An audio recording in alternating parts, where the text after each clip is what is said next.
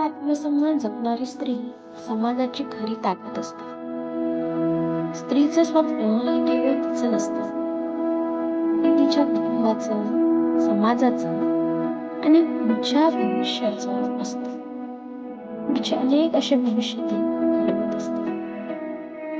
ती घर सजवते, पण त्यापेक्षाही ती विचार घडवते.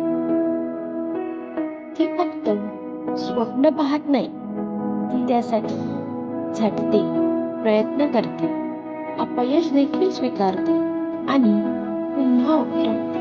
शिक्षण, स्वावलंबन आणि आत्मनिर्भरता हाच स्त्रीच्या यशाचा मार्ग आहे. स्त्री जेव्हा तिच्या ध्येयाशी प्रामाणिक राहते, तेव्हा ती कोणत्याही संकटावर मात करू शकते.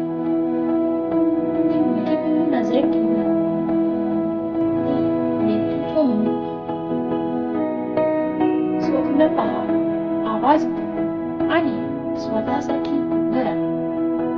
कारण तुमच्या आवाजात बदल घडवण्याची ताकद आहे.